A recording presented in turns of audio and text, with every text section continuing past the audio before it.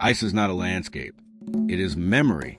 It breathes beneath centuries of silence, guarding the secrets of fangs that never forget. On this journey, it's not about fishing.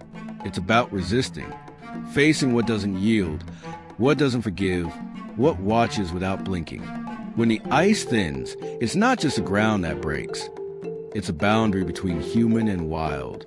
Here, every walrus is a guardian, every net is a prayer, and every night is a pact with the invisible. Before starting this video, remember to subscribe and like. Ice doesn't wait.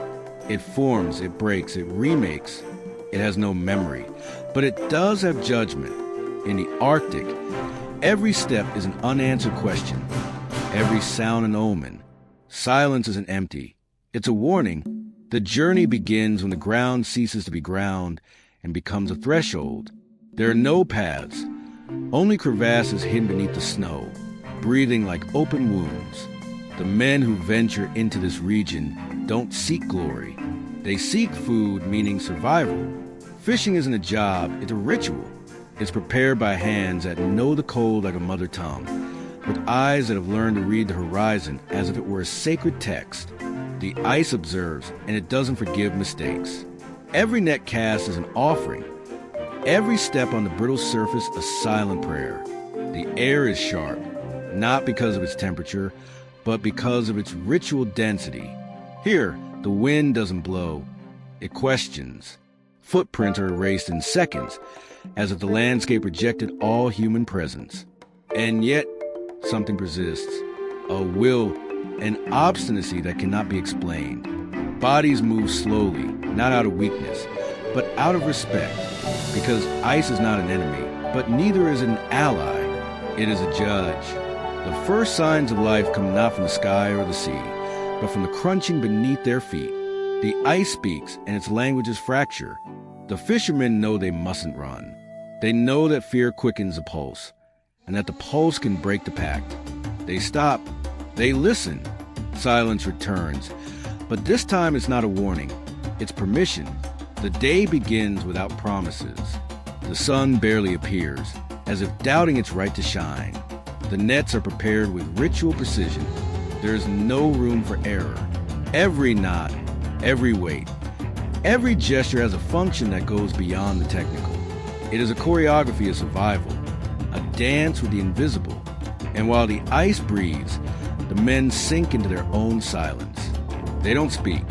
They don't need to, because in the Arctic, words freeze before reaching the ear. What matters isn't said. It's sensed. It's shared in glances, in movements, in the way they face the white abyss without trembling. Thus begins a hunt, not for animals, but for certainties, not for prey, but for balance. Because in this place, every day is a negotiation with what cannot be controlled. And the ice, always the ice, watches, waits, decides. The ice had given permission, but not a blessing. The day progressed with the solemnity of one who knows they are being watched, not by other men, but by presences that need no words. Silence had become companionship, and in that white vastness, what seemed empty began to reveal its guardians. First, there was a sound, not a roar, not a cry, but a deep breath, as if the earth itself were exhaling. Then, a shadow that moved not like the wind, nor like the ice. It was slower, heavier, older. The walruses don't appear, they manifest. They arrive not as animals, but as witnesses. Their bodies, vast and ritual, emerge from the water as if they were part of the breathing ice.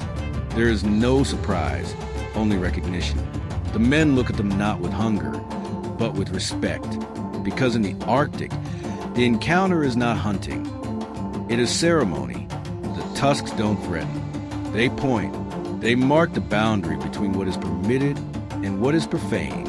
Every movement of the walrus is deliberate, as if it knows it's being watched by those who don't yet understand.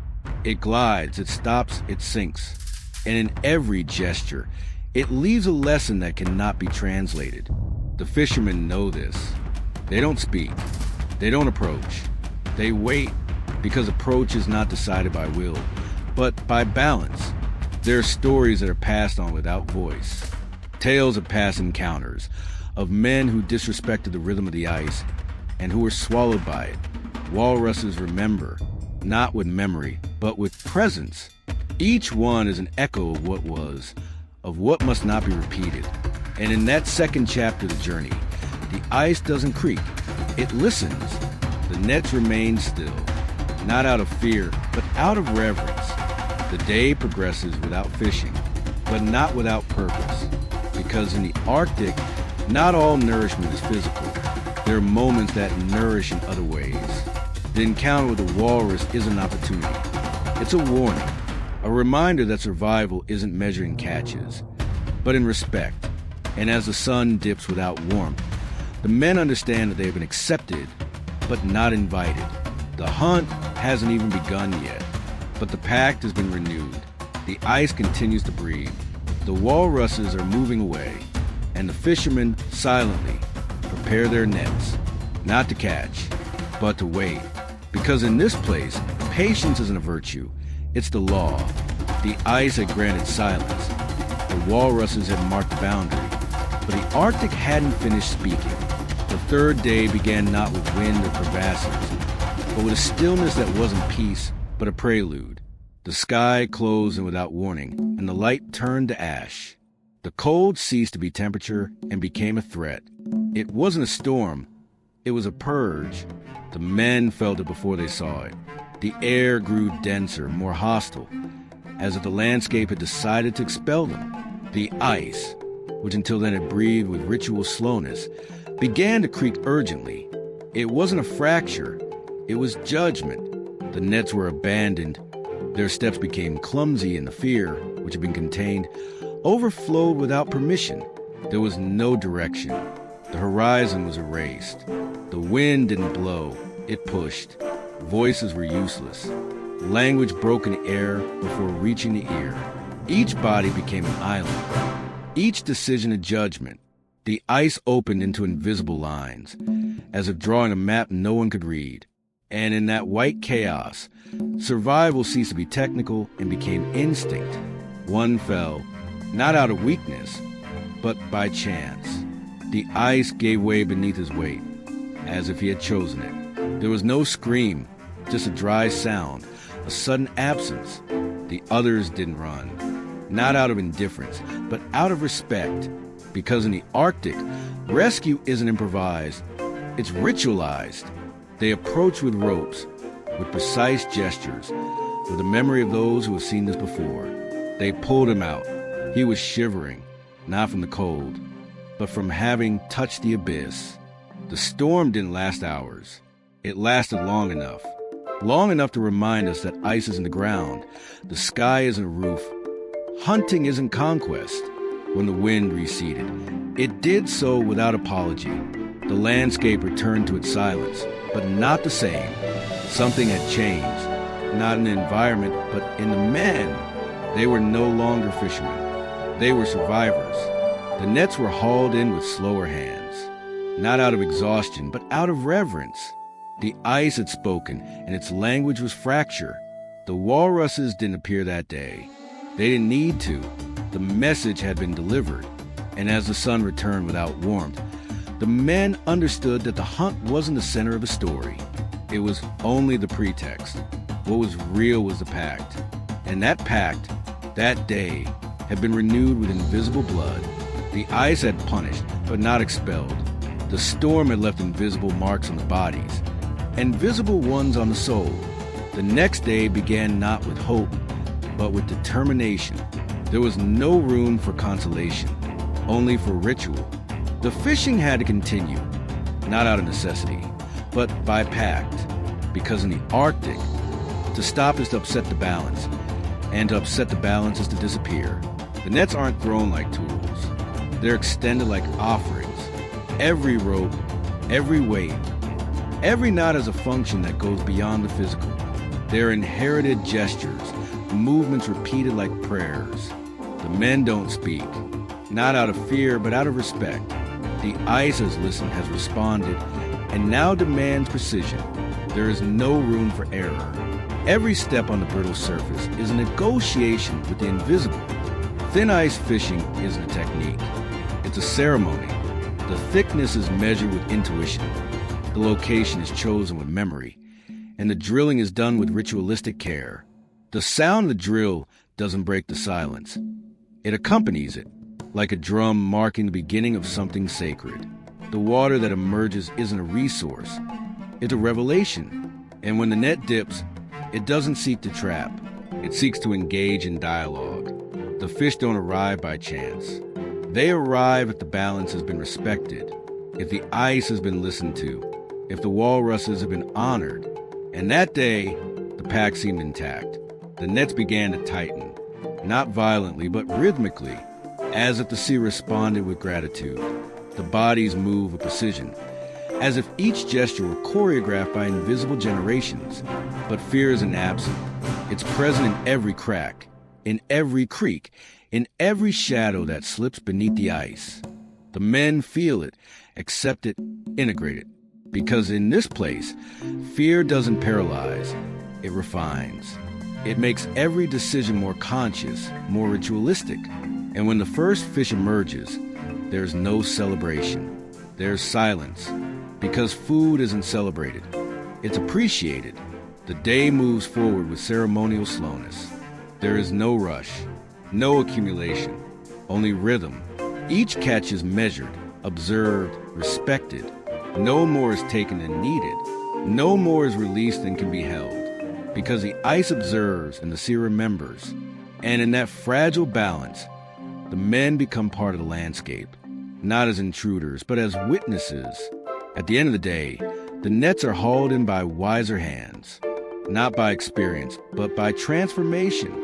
The ice hasn't yielded, it has allowed. And the fishermen who began as hunters now understand that fishing isn't conquest. It's ritual. It's pact. It's how the Arctic decides if we're still worthy to remain. The ice doesn't say goodbye. It retreats wordlessly, as if knowing its presence has been enough. The final day brings no storms or spectral encounters. It brings silence, but not the silence of fear nor of waiting. It's another kind of silence.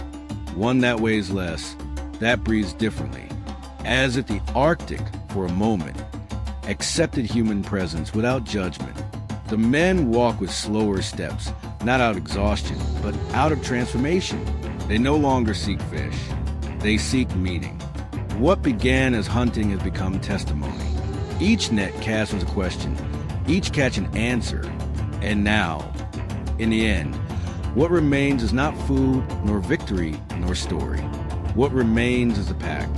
The walruses don't return, not because they've left, but because they're no longer needed. Their message was delivered, their ritual presence fulfilled. The ice doesn't creak either, not because it's firm, but because it has chosen to remain silent, as if waiting for men to speak first. But they don't, because they've learned that in the Arctic, words are unnecessary. The sea offers its final reflections, not as a spectacle, but as a mirror. And in that mirror, the fishermen don't see prey, nets, or tools. They see their own shadows, their own limits, their own questions. Because the battle against nature isn't won. It's honored. And in that act of honor, every gesture becomes sacred. The day ends without celebration. There are no shouts, no laughter, no stories. Only bodies collecting what they need, leaving behind what doesn't belong to them, saying goodbye without breaking their balance. The ice watches, not with eyes, but with presence. And in that final moment, it seems to breathe more slowly, as if acknowledging that for an instant the journey was worthy. The men move away, not as conquerors, but as witnesses. They carry no trophies, no proof, no promises. They only carry memory, a memory that cannot be told, that cannot be shown, that cannot be translated, because the Arctic cannot be explained. It is lived, it is survived, it is remembered, and as the cold dissolves into the distance, the pact remains, invisible, intact, eternal, because in this place, the legacy isn't written in ice. It's written in silence, and that silence today has decided not to be broken. The ice has spoken, not with words, but with cracks, with absences, with the persistence of what still endures. The hunt is over, but the fight isn't, because in the Arctic, surviving isn't winning, it's remembering. There is no victory against nature. There is only testimony. And while the world forgets, the ice continues to wait, not to be conquered, but to be heard. As always, if you enjoyed this video, don't forget to subscribe and leave a like. See you in the next video.